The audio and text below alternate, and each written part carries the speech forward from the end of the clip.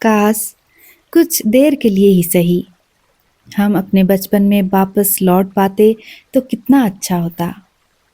दोस्तों, आप हैं द साइलेंट जोन पर और मैं हूं परमिता। यहाँ पर आप सुनते हैं बेहतरीन कथाएं और कहानियाँ।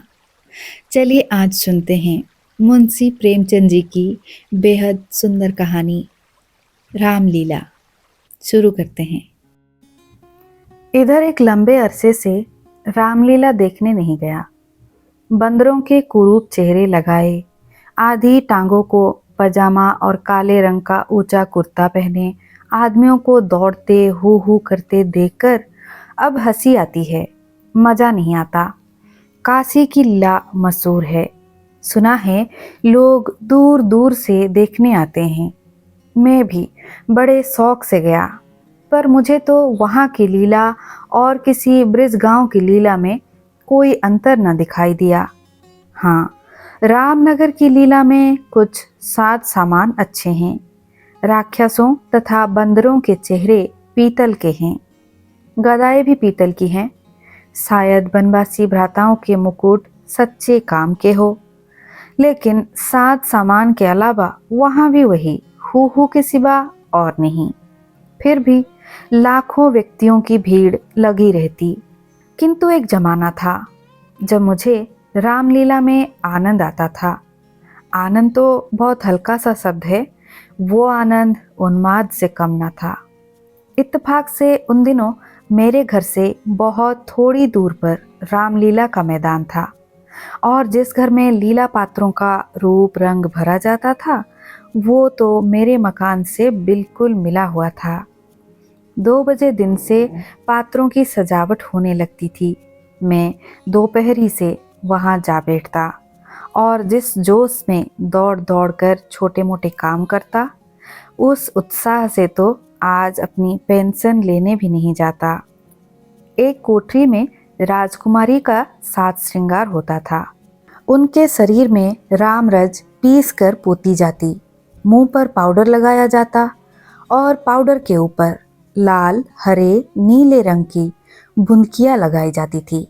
पूरा माथा, भौहें, गाल, ठोड्डी बुंदकियों से रच उठती थी। एक ही व्यक्ति इस काम में कुशल था, वही बारी बारी से तीनों पात्रों का श्रृंगार करता था। जब इन तैयारियों के पश्चात विमान निकलता तो उस पर रामचंद्र जी के पीछे बैठकर मुझे जो उत्साह, जो घमंड, जो मजा आता, वो अब लाड साहब के दरबार में कुर्सी पर बैठकर भी नहीं होता। एक बार जब होम मेंबर साहब ने व्यवस्थापक सभा में मेरे एक प्रस्ताव का अनुमोदन किया था, उस वक्त मुझे कुछ उसी तरह का जोश, गर्व और रोमांच हुआ था। हाँ, एक बार जब मेरा बड़ा पुत्र नायब तहसीलदारी में नामजद हुआ, तब भी ऐसी ही तरंगे मन में उठी थी। पर इनमें और इस वक्त की अवस्था में बड़ा अंतर है।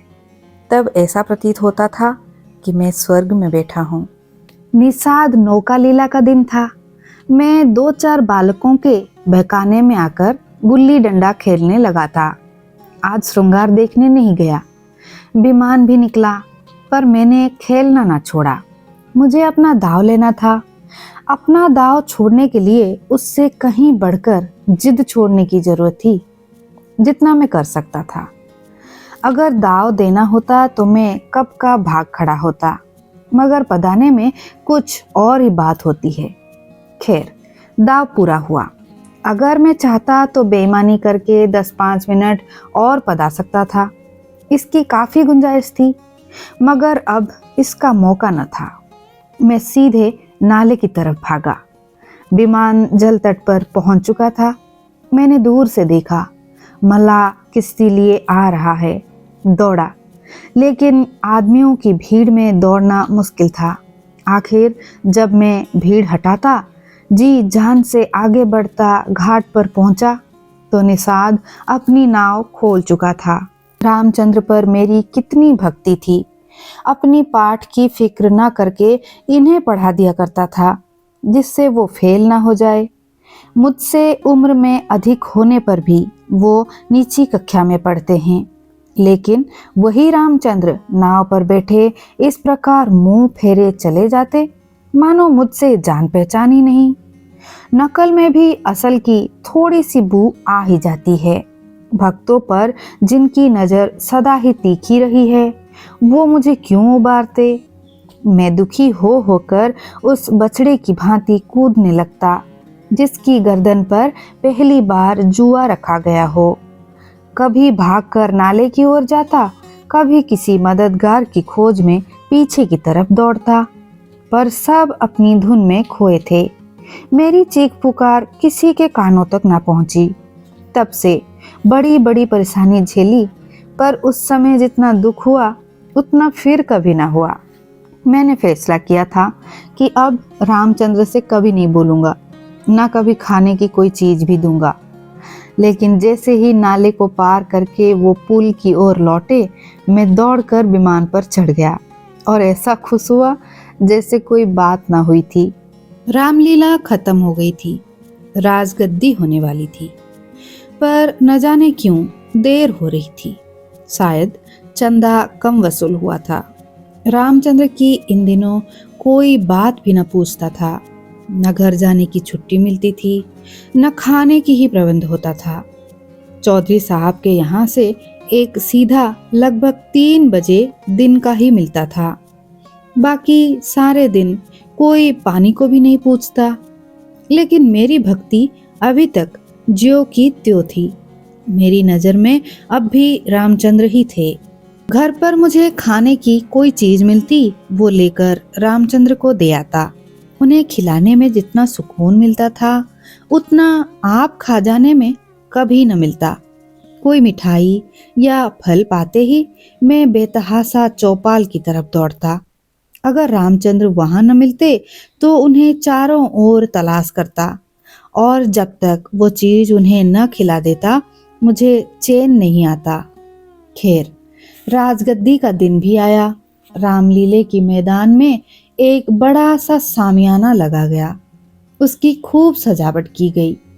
बेस्याओं के दल भी आ पहुंचे। शाम को रामचंद्र की सवारी निकली और हर एक द्वार पर उनकी आरती उतारी गई। श्रद्धानुसार किसी ने रुपए दिए तथा किसी ने पैसे। मेरे पिता पुलिस के आदमी थे, इसीलिए उन्होंने बिना कुछ दिए आरती उतारी। उस वक्त मुझे जितनी शर्म आई उसे बयान नहीं कर सकता। मेरे पास उस वक्त इत्तेफाक से 1 रुपए था। मेरे मामा जी दशहरे के पहले आए थे और मुझे 1 रुपया दे गए थे। उस रुपए को मैंने रख छोड़ा था। दशहरे के दिन भी खर्च न कर सका। मैंने फौरन वो रुपया लाकर आरती की थाली में डाल दिया। पिताजी मेरी ओर कुपीत नेत्रों से देखकर रह गए। उन्होंने कुछ कहा तो नहीं, लेकिन मुंह ऐसा बना लिया जिससे जाहिर होता था कि मेरी इस धृष्टता से उनके रोब में बट्टा लग गया। रात्रि के 10 बजते बजते ये परिक्रमा पूरी हुई। आरती की थाली रुपए और पैसों से भरी हुई थी। ठीक तो नहीं कह सकता, लेकिन अब ऐसा अंदाजा हो रहा है कि 400-500 रुपए से कम न थे। चौधरी साहब इनसे कुछ ज्यादा ही खर्च कर चुके थे। उन्हें बड़ी चिंता हुई कि किसी तरह कम से कम 200 रुपए और वसूल हो जाए, तथा इसकी सबसे अच्छी तरकीब उन्हें यही मालूम हुई कि बेस्याओं द्वारा महफिल में उगाई हो। जब लोग आकर बैठ जाएं और महफिल का रंग जम जाए तो वे आने वाले रसिक जनों की कलाइयां पकड़ पकड़ कर ऐसे हाव भाव दिखाए कि लोग लज्जाते लजाते भी कुछ न कुछ दे ही मरे। आवादी जान और चौधरी साहब में सलाह होने लगी। मैं इत्तेफाक से उन दोनों प्राणियों की बातें सुन रहा था। चौधरी साहब ने समझा होगा कि ये लड़का क्या मतलब समझेगा, पर यहाँ ईश्वर की कृपा से अकल के पुतले थे। सारी दास्तान समझ में आती जाती थी। चौधरी, सुनो आबादी जान, ये तुम्हारी जाति है। हमारा और तुम्हारा कोई पहला साबिका तो है नहीं। भगवान ने चाहा तो यहाँ हमेशा तुम्हारा आना जाना लगा रहेगा। अब की चंदा बहुत कमाया, नहीं तो मैं तुमसे इतनी जिद न करता। आबादी जान, आप मुझसे भी जमींदारी चाले चलते हैं क्यों? मगर यहाँ जनाब की दाल नहीं गलेगी। वाह, रुपए तो मैं वसूल करूं और मूछों पर ताव आप दें। कमाई का अच्छा तरीका निकाला है। इस कमाई से तो वाकई आप कुछ दिनों में राजा हो जाएंगे। उनके सम्मुख जमींदारी झक मारेगी। बस कल ही से एक कोठा खोल दीजिए, खुदा की कसम माला माल हो जाइएगा। चौधरी, तुम मजाक करती हो और यहाँ काफिया तंग हो रहा है। आवादी जान, तो आप भी तो मुझी से उस्तादी करते हैं। यहाँ आप जैसे उस्तादों को नित्य उंगलियों पर नचाती हूँ। चौधरी, आखिर तुम्हारी मर्जी क्या है? आवादी जान, जो कुछ वसूल करूं उसमें से आधा मेरा आधा आपका। लाइए, हाथ में लाइए। चौधरी, यही सही। आवादी जान, अच्छा तो पहले मेरे 100 रुपए गिन दीजिए, पीछे से आप लापरवाही करने लगेंगे। चौधरी, वाह, वो भी लेगी तथा ये भी। आवादी जान, अच्छा तो क्या आप समझते हैं कि मैं अपनी उजरत छोड़ दूंगी? वाह रे आपकी अकल। खूब, क्यों ना हो, दीवाना बकारे दरवेश होशियार। चौधरी, तो क्या तुमने डबल फीस लेने की ठानी है? आवादी जान, अगर आपको 100 बार गरज हो तो, वरना मेरे 100 रुपए तो कहीं गए ही नहीं। मुझे क्या कुत्ते ने काटा है जो इंसानों की जेब में हाथ डालती फिरूं। चौधरी की एक न चली। आवादी जान के सामने झुकना पड़ा। नाच शुरू हुआ। आवादी जान बला की शोक स्त्री थी। एक तो कमसिन, उस पर हसीन, और उसकी अदाएं तो इस गजब की थी कि मेरी तबीयत भी मस्त हुई जाती थी। व्यक्तियों को पहचानने का हुनर भी उसमें कुछ कम न था। जिसके सामने बैठ गई उससे कुछ न कुछ तो ले ही लिया। 5 रुपए से कम तो शायद ही किसी ने दिए हो। पिताजी के सामने भी वो बैठी। मैं मारे लज्जा के गड़ गया। जब उसने उनकी कलाई पकड़ी तब तो मैं भयभीत हो उठा। मुझे यकीन था कि पिताजी उसका हाथ झटक देंगे और शायद डांट भी दें, किंतु ये क्या हो रहा है? भगवान, मेरी आंखें धोखा तो नहीं खा रही हैं? पिताजी मूंछों में हंस रहे थे। ऐसी मोहक हंसी उनके चेहरे पर मैंने कभी नहीं देखी थी। उनकी आंखों से प्यार टपक पड़ता था। उनका एक एक रोम पुलकित हो रहा था। मगर ईश्वर ने मेरी इज्जत रख ली। वो देखो, इन्होंने धीरे से आवादी जान के मुलायम हाथों से अपनी कलाई छुड़ा ली। अरे, ये फिर क्या हुआ? आवादी जान तो उनके गले में बाहें डाल देती है। अब पिताजी उसे जरूर डांटेंगे। चुड़ैल को जरा भी लज्जा नहीं। एक महाशय ने मुस्कुराकर कहा, यहाँ तुम्हारी दाल नहीं गलेगी आवादी जान, और कोई देखो। बात तो इस महाशय ने मेरे मन की कही और बहुत ही ठीक कही, लेकिन न जाने क्यों पिताजी ने उसकी तरफ कुपित नेत्रों से देखा और मूंछों पर ताव दिया। मुंह से तो वो कुछ ना बोले, पर उनकी चेहरे की आकृति चिल्लाकर सरो शब्द में कह रही थी, तू बनिया मुझे समझता क्या है? यहाँ ऐसे मौके पर जान तक निसार करने को तैयार हैं। रुपए की हकीकत ही क्या? तेरा दिल चाहे आजमा ले, तुझसे दूनी रकम दे डालूं तो मुख न दिखाऊं। महान आश्चर्य, घोर अनर्थ। अरे धरती तू फट क्यों नहीं जाती? आसमान तू गिर क्यों नहीं पड़ता? अरे मुझे मौत क्यों नहीं आ जाती? पिताजी जेब में हाथ डाल रहे हैं। उन्होंने कोई वस्तु निकाली और सेठ जी को दिखाकर आवादी जान को दे दी। आह, ये तो अशरफी हैं। चारों तरफ तालियां बजने लगी। सेठ जी उल्लू बन गए। पिताजी से मुंह की खाई। इसका निश्चय मैं नहीं कर सकता। मैंने सिर्फ इतना देखा कि पिताजी ने एक अशरफी निकालकर आवादी जान को दे दी। उनकी आंखों में इस वक्त इतना गर्वयुक्त हर्ष था मानो उन्होंने हातिम की कब्र पर लात मारी हो। यही पिताजी हैं जिन्होंने मुझे आरती में 1 रुपया डालते देखकर मेरी तरफ इस तरह से देखा था मानो मुझे फाड़ ही खाएंगे। मेरे उस परमोचित बर्ताव से उनके रोब में फर्क आता था और इस वक्त वो घृणित, कुत्सित और निंदित व्यापार पर गर्व और खुशी से फूले नहीं समाते थे। आवादी जान ने एक मनोहर मुस्कान के साथ पिताजी को प्रणाम किया और आगे बढ़ी, मगर मुझसे वहां बैठा न गया। मारे शर्म के मेरा सर झुक जाता था। अगर मेरी आंखों देखी बात ना होती तो मुझे इस पर कभी यकीन ना होता। मैं बाहर कुछ देखता सुनता था, उसकी खबर अम्मा से जरूर करता था, पर इस मामले को मैंने उनसे छिपा कर ही रखा। मैं जानता था उन्हें ये बात सुनकर बड़ा अफसोस होगा। रात भर गाना होता रहा। तबले की धुन मेरे कानों में आ रही थी। जी चाहता था चलकर देखूं, मगर साहस ना होता था। मैं किसी को मुंह कैसे दिखाऊंगा? कहीं किसी ने पिताजी की बात छेड़ दी तो मैं क्या कहूंगा?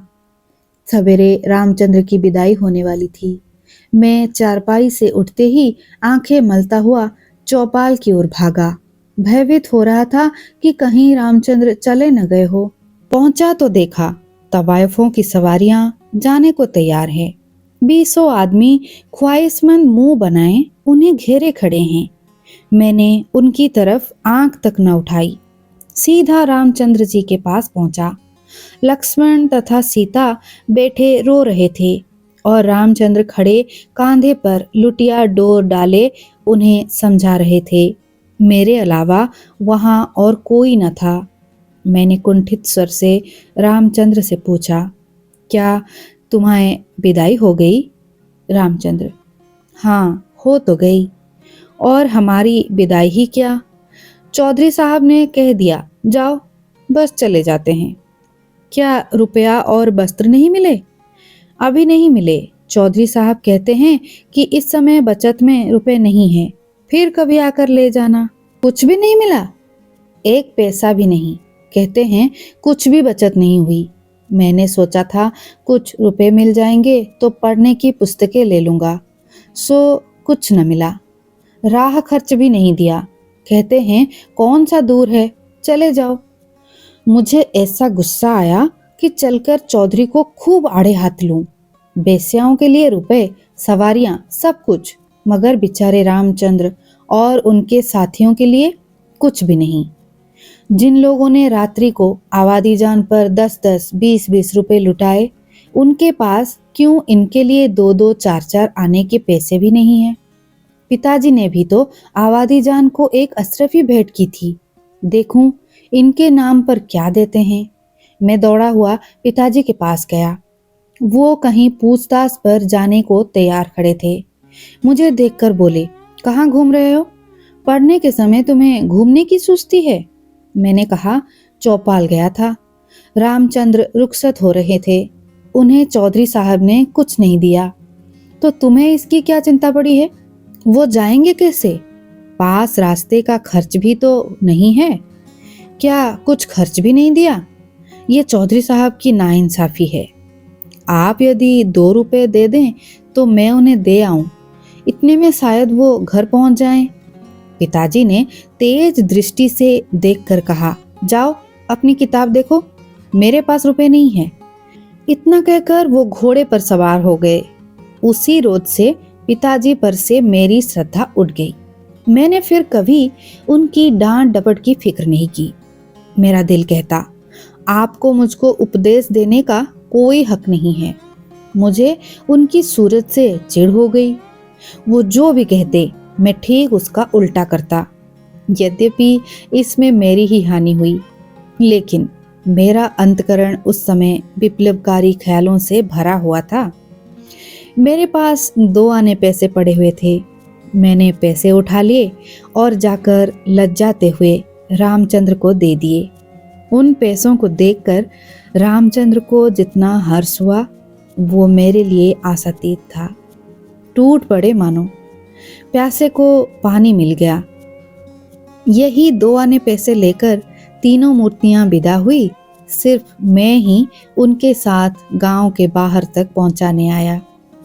उन्हें रुखसत करके लौटा तो मेरी आंखें सजल थी। पर दिल आनंद से उमड़ा हुआ था। कहानी समाप्त हुई। दोस्तों, अगर कहानी अच्छी लगी हो तो हमारे चैनल को प्लीज़ सब्सक्राइब कर लीजिए और वीडियो को लाइक भी ज़रूर कर लीजिए। मैं फिर मिलूंगी। विदाई। जय जगन्नाथ।